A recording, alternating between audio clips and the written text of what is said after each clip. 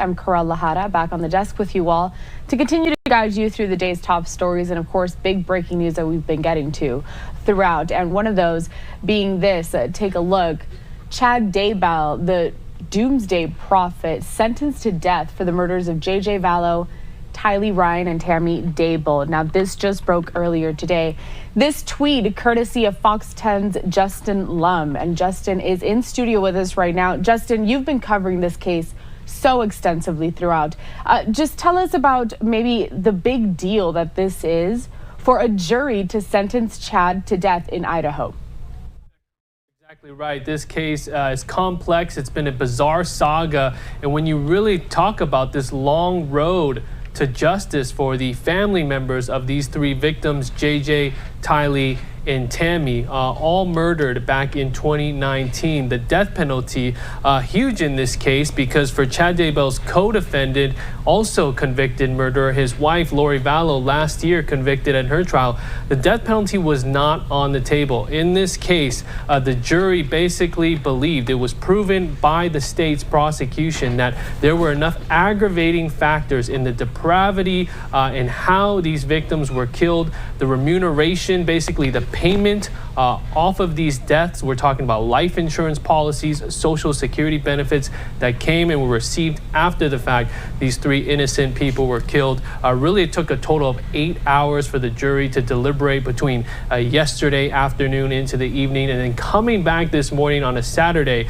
because this jury of 12 has been sequestered since closing arguments earlier this week. Come back, deliberate, and come to this decision are really a huge break in this case for law enforcement, the prosecution, the family members of these victims who have been waiting for justice for such a long time. Now, Chad Daybell sentenced to death for these three murders. That's a pretty interesting fact that the jury was sequestered and they delivered a decision on Saturday. Is this normal? And furthermore, it took them 8 hours to reach this verdict and that sentencing for Daybell. But this case has been going on for years now. Maybe talk about the timeline from the beginning to how we got to this point. Yeah, and real quick, this jury has seen a lot. 9 weeks of trial. The jury selection began on April 1st. They have seen dozens of witnesses, at least 67 witnesses called by the state alone, seen such graphic evidence, and coming in not knowing this complex case at all and seeing what they have seen. And then after closing arguments, the sequestration began, the guilty verdict, and then deliberating on the death penalty sentence here the past couple of days. But this all begins in December of 2019, really, for the public, when these two children, 7-year-old J.J. Vallow and 16-year-old Tylee Ryan, were missing. And Lori Vallow, their mother, and her new husband, Chad Daybell, were not speaking to authorities or cooperating in the search for these two missing kids that are from Arizona originally. They had only moved to the East Idaho area for about a week in the fall of 2019 before these two murders happened. So all of this stems from a love affair between Vallow and Daybell that have been going on since Lori Vallow was already living here in Arizona. And about a month after the children are believed to be killed and buried in Chad Daybell's backyard, nowhere to be found, remember, for several months. A month after that, his wife at the time, Tammy Daybell, was suffocated. She suddenly died, but at the time it was a quick funeral, no autopsy done, no answers at all, until finally in December of 2019, authorities were able to get a judge's court order to exhume her body, get an autopsy done, and now we know this is a homicide by asphyxia for 49-year-old Tammy Daybell, who was in perfect health before her sudden death. But yes, this story all stems back to Arizona. Lori Vallow leaving the state and moving to Rexburg, Idaho, to be closer to her boyfriend, really, at the time, after her own fourth husband had been shot and killed. And she's facing a murder conspiracy charge for that death as well here in Arizona, as she's sitting at the Estrella Women's Jail here in Maricopa County right now. This trial, this case really took on some national attention. There was even a special done on Netflix kind of detailing all of this, a multi-episode special. Justin, you were part of that. Talk to us a little bit about the fascination that the public and what made this case so unique. For example, the fact that we've been throwing around this word of doomsday.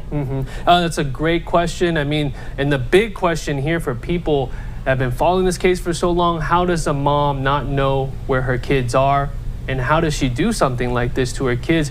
And it's all based on this doomsday belief system that Lori Vallow and Chad Daybell thought they are meant to lead a certain chosen group of people into the second coming of Jesus Christ. Apocalyptic events, doomsday events, all of that. They believed in this and believed they were chosen.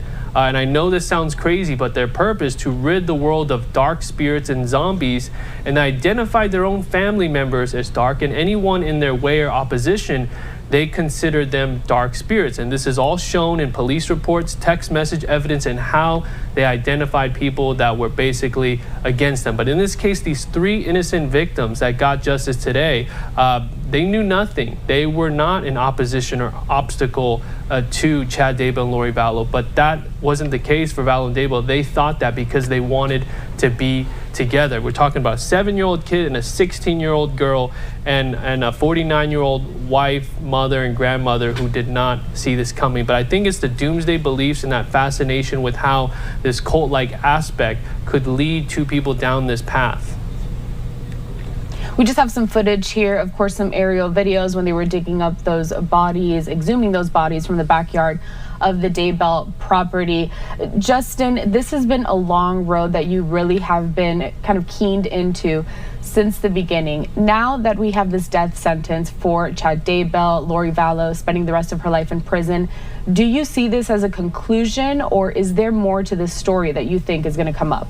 I think we are so close. I think we're nearly there. I mean, really, this sentencing today marks the end of another chapter. Really, this saga has been going on for about 5 years almost. But for Lori Vallow, like I said, she still has that trial here in Arizona for 2 murder conspiracy charges.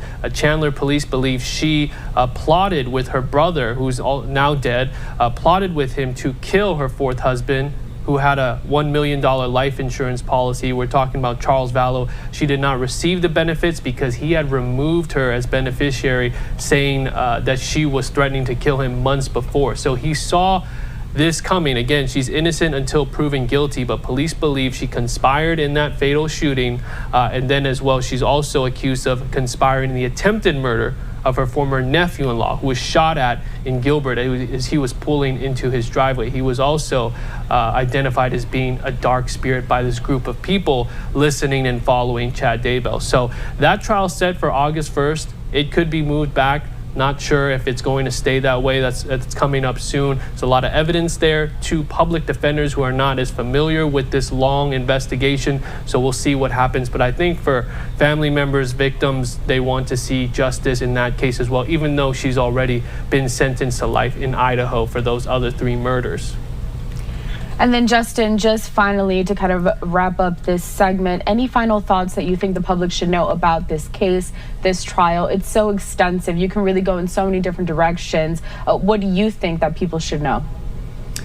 Oh, that's a really good question. I think what we've learned from this is that some people, with the example of this case, religion and how it can sort of transform someone's philosophy on life. I think it's important what we took from family members of the victims. They say, check on your loved ones.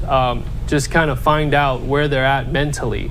Because as we learned from this case in Lori Vallow's sentencing, she had been diagnosed with some mental health disorders as well, something called hyper-religiosity and another personality disorder, because she doubled down and never apologized to the court for what she did. In fact, she has still said there were no murders in this case. She said that during her sentencing just last year. So I just think that the lesson here is really checking on your family members and making sure that everyone just mentally is okay before things can just go down such a path as this. I mean, hindsight is 20/20, but all in all, today is a big day for this case, clearly. It's an incredibly complicated and yet disturbing case that we've been following for years. Fox 10 investigative reporter Justin Lum, we appreciate your time. We've relied on your expertise throughout, and we look forward to checking in because there's still some things to look forward to in the future. Thank you. Thank you.